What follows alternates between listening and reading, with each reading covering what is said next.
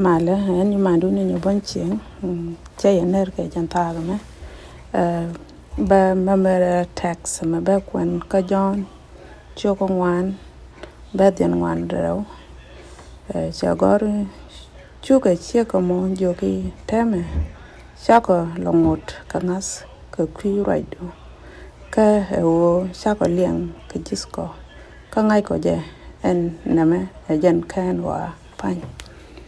Male midit.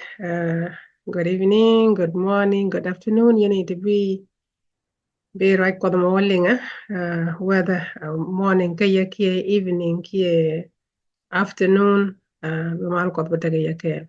So ngan you moro na Rebecca back over lesson dung Thursday baje ba record ka or Sabbath school lesson.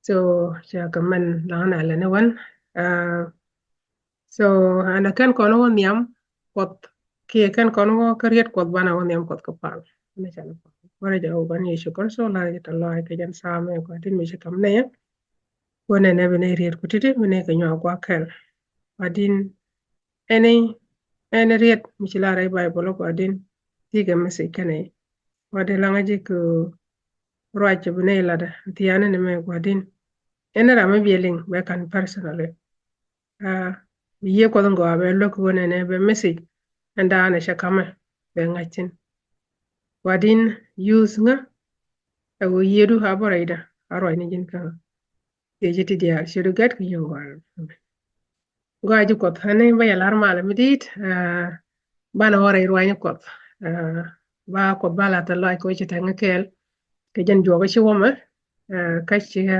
Thursday ma chele chop nindial ke nyin kot mi shiran ba run wang shirana ngejo ne ibe tiang ba shop ko ngai ko na gwa ta kontine lakin membe banem dan kwik kone ke kwijo mo mi shiran ba runa bran ko duran la ta loy mi shiran wara shiran lu chek bran ko duran ta loy ko da jan ngai nyam kwik kone kodum kono koda ke digi ga membe nyam dan kwik kone ko da jan gan ko wa taban ta kon ka lesson number 5 awala ala wo cha tanya wo ruach nana ji Samaria right nana ji Samaria a lesson in the again so chana jangai ka ne kon ti shiban ken yam kenya mana kon da mana kon tinchi ni de ko ken chi kana lat chara man chi Saturday evening lel ka che Sunday nang ka che Monday nang ka Tuesday ka Wednesday so ngan ni ne jak shibantina ala Thursday so Thursday taban ngai kona ana chatanya wona na roj nana ji Samaria ngai kon gizu dung chek Samaria chana ja kwan ka John chapter 4 akan kono wara bagoro ne ba kwen so and Thursday the testimony of the Samaritan so Thursday chelel the testimony of Samaritan alo roj nana ji Samaria ajan ban wara idama goro ba the right to get ba je kwen so bana je ka John chapter 1 dien bana kan ka ba jere wudo baro waka jere wudo bangan so goro ba kwen ga tong wara John choko 1 bana kan ka jere wudo baro waka jere wudo bangan ajan ka peg mo ko right ke je ngi ko ne wona ne ke jen chapter 5 me ki lesson 5 right kon ke jen chapter 4 kele but bako kam no gwan right ten tiana ne me so jen gis dung chek Samaria ngi ko no Jesus me ke ban ne wakan ka Jerusalem chikret ka Samaria then ngi ko ne shi nuru Paul wi jew dung je ko me shi jaga shi warek chu chek Samaria she ban me ban gur ga piu ka chu Jesus je mo je ga piu ka chu je ga angu de je mo piu ga jama ka ji Samaria tala ka mat kana ji juice so ngi kon ara ya chira ya mane me ji Jesus la te di alte te point ka chu ga ja long ko ngi Jesus ngi je background ngi je shianda mi shanga je and then ka chu ring which ka chu na o chole bi anana ram shinga lat ka ketik dame da jen Christ so ka bas jandara wuda baro wana me ka John shokon wan chela dewen gwazamo pan shu jake shu ben shu ka ga ke o ruacdu Yeshu ka ciek ka te lerami shi je tiej hi engu mugore kie ladini ngu yene ciekama tu ciekama dar fini bany shwe wa wich ka shwe na jiök bia nane hudeme shea lat ngwak dial ti shalat dere jen Kristo shuka wo rarek baka kaje so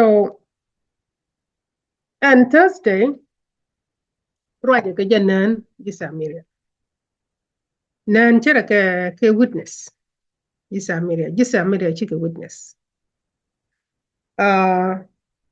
taban jo kontin jawo ciek caga jidi aga mit canang chaman cha ko lan won ciek caga to ci Jesus lat ciande ko mi ci jogo wor wich o chol showdu ciek jo ta nga show ke jo ti show ko blare ta li show ko wutte yen ke ta ci jen showdu ka shwe lade an ciade mata ke ka shwe ga no di so and ciek caga karami le de tingwan ti kana la dram kuje ka ngeje tegde so tabanan chapter me roje ke witnessing roje ke nan alo bana Jesus bana wala ne to ken so witness dun ciek Samaria emma ngu bum go jama ka ngu da ko na kantina elesene mi da ko na kantina ki chere mi da ko na kantina ma da ko na nang reidana la kon awal so kon ti kon Jesus kon link ti Jesus roi ko kon kray Bible kon tu wan ti kon ngaki Jesus roi ni Jesus nan kon kara di awale o bana wa kamne to ken so cha te ke tinyu ja ti wan men ka midil dung Thursday cha gor go tuglin lini inene cha what happened following this encounter and what does it teach about how the gospel can be spread and jeganjek men jeke Jesus kana ciek Samaria encounter chik right chekul wana na to wangi je kono di ko do kon gospel do kono nangra a wuce ladan ciek Samaria me sha ladan che witnessing che walen hal te roi ko me sha wala tel roi ko me sha lad but chena wo chol chere wo ramala wo ba chere mi si wi ni nge wi bi anana ite mi si ba chena chol chu ko jo bia ka te ram shingalat ti koja te ram shingalat ti rei te gada te ram chi tek de che ngach na madajen Kristo na mo ina shuban ina shuri men ya mo bana ngaji wo ciek Samaria che Jesus don che ngich chana cha ko chol ante mo ko kon sometimes dong la rodo bon che Jesus che jilet kati ngware ite ko do but dong guje wo dong ko Bible dong chene bala de gwa dong chene bi explain gwa ke dong chene bi kamrana gwa yen ko kon dial kana kon kam right te ram je kam liɛŋ te ram je kam right karam je kam do dien so sometimes a difficult one ne bo right ke ku Jesus karam do dien but ngudi la do mi jira mo dong kini Bible kini ko ne gwa ke kana understand gwa but chia convince do one ne Jesus ko je jen ciek Samaria che ngaji wo te ga mite ke Jesus mi ci te karam do dien a ngusha la do kene nyuro bana jo biake wudu ma changa jiök na ka changa jiök na ka changa jiök che jon ka bia nena jara mu chinga lat jin te ka da mo da ajin kristo ka shuna shugaban ka Jesus ko bakan baliyan ka Jesus ko jen men che lat ke wo che me gai na shenen na che ka sho ka another question gwa me mishalat cho kon te gwa me kon taban kon iti jare ko te to go to yukut kalat ko kon te ram dai la ro kan kut kan America la tai ta kada yukut ti America le che kalat ke different way ko dong che ji heal ti gi jui ko dong che ji kan ka accident ko dong che gadu no ngre ko dong che gad ku yok wa m dong de ke ramoy botin che te gwa mi chukut che ngati ni wone ne tetede te pondo ki tetedu te koron so mi yuko de let kam shana ma wala e chuko da kulet kiji bien nangdi bien nong na di ka biela na di biela na ka bom mit ki bi attention na bi attract di ki bi jaga bumdi re roy do biela na wo biaka bia lenga to ko nga lat na mene shi ngoda let kana mene na paso bol jirwadi no wona ne man chuko da ladi biela na kami jirwadi abom mit bilad na ka jama ko buna kula ngai ko shege waka samiria kan akit kana ra ke jomo tot kana o dual karam dong mate ga gwa me da mela na shung tin chi shuang ni jen ka waga en go biya ka yen dial piara biya na ram singlat ti dial te ai te ga de ti da jen kruso kana wo bo dual nga ka bo dual nga shiwo shuang ni jen rar sometimes na kwana nen ka jen western wala me ni ka traffic light especially ka North America tene la rodien mo de ka ro modien mo ke mi cha gor nene mi cha gor don gor ke ni Jesus tin ki word ki verse bi ko chon shara bi kan ro nene shi kan dwal ke shi gariak but te ga mi tere dien mu ko pus wona ne bana ma balat ke ba Jesus ba chu da ba kam nial a very strong feeling karan ki a conviction mi bum bum ko riw dala kono poj ko bi ke Jesus bu kana lat ke bran la ringen Christian ke bran Christian te bran lat nemna but kot kana poj ko kon shakolat shakon nyodo rode kam chane nga jo chana convince Jesus ko lazim bana witness panena bana mungu bana ngra she mi ciek samiria shawa chana chago long chago jogo biya nana rama da kristo rama chingala tani tete ite kada chaka marka chaka lada agane kon ruwani dialta la kon ka lingti every evening kasaba school kia ka gisinte ko ken ruwani titini wakana kon direct ko bi ngadan kana jagabum ke bu kon witness ni ke Jesus bu kon enen ti bana ne ti kan Jesus kan ne ngaj man woka ke kuiga man Jesus la reita ka dan bana wulung shiga ciek samiria bana la ra biyake ya nana mi shukura la kangama kata rama dongo bu kon lok taram dongo kon moj bom taram dongo kon moj energy taram do dien mi bi poy dan mi bi wo ene Jesus karada ejen bi wo ja so apala ke galangda enu yen nye yen gan mare ga gware ka ngan enu wona ne mi chana take Jesus chana gode chana experience rai ta kadan chana orar bana Jesus bana jawalana wo biya nana mo go Jesus let kam Jesus goro bana moj priority rate takadan. I know one jeng che time ban che kwal. But go to chang a few minutes. Bukon right kot bukon a lot.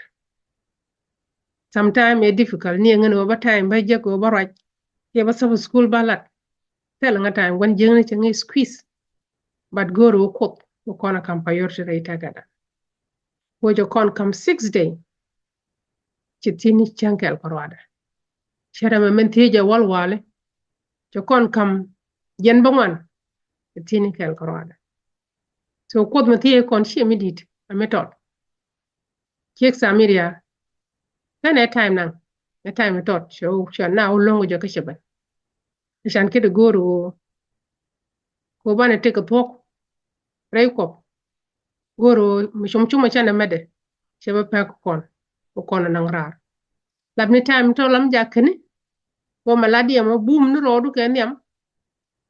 Carode. Woman you corner we can quit. Go ring to content. Cooking into joggetin. Go to Roy Cot Banella. Again we con jog a boom. Metal Roy Cot. Ban one. Ban a pan. Tell a wab con longer within. The one jam con cup. Cup of con ditch. You go to shoot cop. Ban on yam. Bukon witnessing me. Bukon a name. Then ban a lare.